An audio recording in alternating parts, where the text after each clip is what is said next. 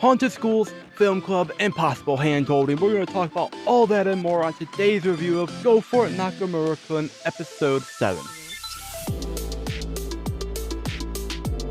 Yo, what's up? Welcome back. Welcome to new. My name is Mark, and today, again, we're talking about Go For It Nakamura-Kun Episode 7. If you want to check out my reaction to it, you can check it out on Patreon for free. Just become a free member, and you can check it out over there. A lot of fun. This episode was really good. Also, make sure you like, subscribe. But this episode was really good. Like we potentially, as I mentioned, we potentially got hand-holding. I'm going to talk about that a little bit at the end there. But the premise, essentially, is that they're finished with, they have summer break. They finished their first semester of the year. And so now they get their break. And Nakamura, he's thinking about what he wants to do for the future, for the summer. Like going to the beach, parties, festivals, stuff like that. And he's even imagining him doing stuff with Hirose.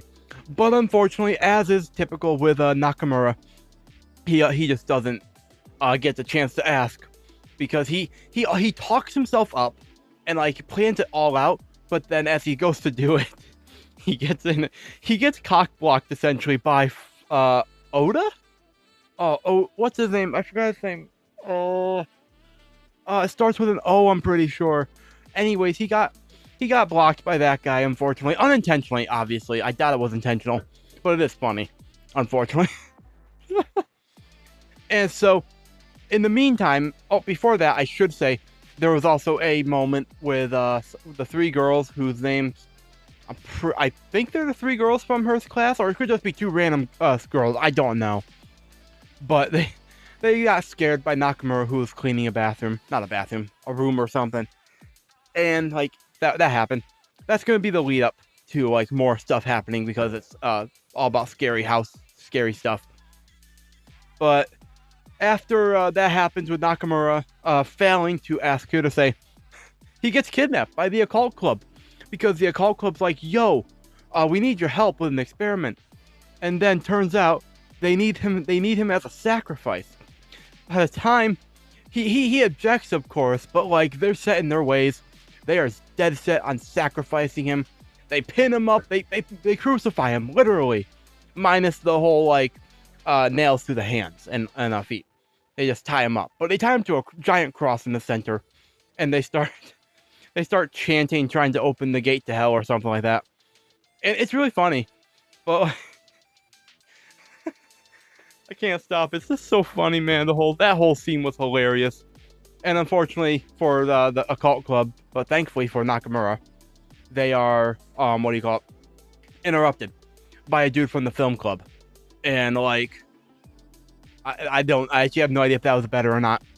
I think it'd be better if he was sacrificed with what he had to go through, bro. Because like the film club guy, Tamura, that's his name. He's like, yo, I'm doing a film, and I need the 7 wonders and all that stuff. And so like he starts filming, then he sees Nakamura, and Nakamura's like, yo, what the fuck? And so Tamura's like, yo, you're my muse now. Because apparently he's got such a sinister, menacing aura. Which, yeah, fair enough. I don't blame him for having a menacing aura in that moment, man. Because Nakamura, he unfortunately just gets dragged into everything. But then we learn that he says no originally, but then a bunch of people come in with the guy who starts with an O, whose name I am blanking on fully. I know it starts with an O, but I'm blanking on his name otherwise. And he comes in with the class, and he's like, yo, I got actors for our film. Boss. And Hirose's among them, of course. Nakamura's like, yeah, I'll be in your film now. Because Hirose's like, stars in his eyes at the fact that Nakamura's like the ghost. He's going to be the actor. And he can't say no to Hirose, man. Man. This episode, as I said, was just wild. I think I said it was wild. I might have. I'm pretty sure I said it was wild or something like that. But like, I don't know, man. I just had a lot of fun with it. And they end up going through the school because it's a haunted house time. And the whole plan is they're like, going to go to the 7 like rumors or places that there are rumors, because they're like trying to film a haunted ghost sighting or whatever. And it's also supposed to be like a mockumentary, which is cool, I guess. I didn't know what a mockumentary was, honestly, until they told me. But they're doing their thing. Eventually, though, they arrive at the science room. And, of course, as is typical with something like this, they get fucking separated by something. They're scared away, and they all split up. They all end up in different places. One guy, whose name I am blanking on as well, he unfortunately, or fortunately, depending on who you ask, he grabbed the wrong hand of someone because he wanted to hold the girl's hand that he has a crush on, who he's like parasocially one-sidedly dating. And like, yeah, the guy that he pulled with him called him out that he spit some facts, bro. And one thing leads to another. I should also mention, of course, that they were being chased by a ghost, quote unquote. I will admit, I wasn't quite sure exactly what it was towards the beginning, but then almost pretty quickly, I was like, oh, that's gotta be a teacher, right? And I even said, oh, that's Otagiri Sensei. It was Otagiri Sensei in the end there. Technically, there's 2 of them, but leading up to that, they're capturing the pairs of students one by one. And it's just really funny because, like, they're getting scared, so something's going right. And eventually, Nakamura ends up alone with Hirose. And they have a moment. We learn that Hirose is a scaredy cat. He doesn't like scary things. I mean, fair enough, man. Fair enough. But Nakamura, he's pretty okay with scary stuff. Haunted houses don't bother him. Scary movies, he says he's normal. I have to question what he means by normal in that front. But then also, as they're going, he scares Hirose by being like, I'm gonna go on ahead. But then Hirose grabs him by the belt instead of the hand. And what proceeds is, as they're going, Hirose just starts choking out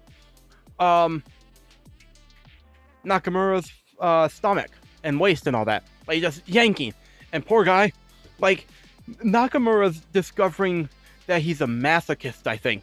Like, it hurts, but he doesn't want him to stop. And that was funny. I laughed quite a bit at some of those scenes. This was a really good episode, but like, they end up going to like switching up because Tamura's like, yo, I'm here filming because of course I am. YOLO. I only live once. I'm gonna film this. And one thing leads to another. They end up holding hands. I don't honestly. The episode is a blur for me. Like, I remember everything that happens, but the order of events, it's a little sketchy, so I'm not quite sure if they hold hands before or after they are discovered. But they hold hands, supposedly. And it turns out they are all rounded up by the Otagiri Sensei. They all get in trouble because they weren't supposed to be there. And I mean, I'm not surprised that they got in trouble. I am happy that I was right that it was Otagiri Sensei. I called it. I was very proud of myself when I called it back then. But yeah, that happened. And Nakamura's happy because he gets to hold Hirose's hand. And meanwhile, they all get punished with writing an apology letter the next day. So they gotta do that, which sucks for their summer break. But hey, at least they got off easy, all things considered. And so he's like, yo, we can continue this because he doesn't mind having his hand held by Hirose. And Hirose eventually is like, yo, I'm gonna leave. Doesn't say anything, obviously. He actually catches up with them. But then Nakamura, he's surprised. And then it turns out, apparently, that a ghost was holding his hand. He's like, ghosts are real. It's holding my hand, sort of thing. And I'll be honest, the end there, I'm a little confused whether or not they were actually holding hand or if it was just a gag the whole time that he just felt something holding his hand. I don't know. Like, he could have just, like, hallucinated it. Maybe. I don't know. Anyways, that was funny. I was cheering for him, though. When I thought that they were holding hands, I was cheering for him, bro. Like, the whole time I was, hell yeah, you can hold hands now, finally. Because they were friends, but now they were holding hands. But now I'm not sure if they were actually holding hands or not. I also was kind of like, I don't know if that's actually Hirose's hand or not. but I was holding out hope that it actually was. But so this ending, a little confusing, but otherwise phenomenal episode. I had so much fun with it, and I am curious what your thoughts are in the comments down below. Did you enjoy this episode? Let me know. Let me know what your thoughts are on what I've said. And again, check out the Patreon for the full-length free reaction to it in the description down below and the pinned comment. And of course, make sure you like, subscribe, and as long as you join the Patreon, you get your name somewhere on screen. Yeah, I don't know what else to say. So with that said, thank you all so much for watching, and until next time, my name is Mark. Never stop being yourself, stay safe, and I will see all you incredible people in the next video.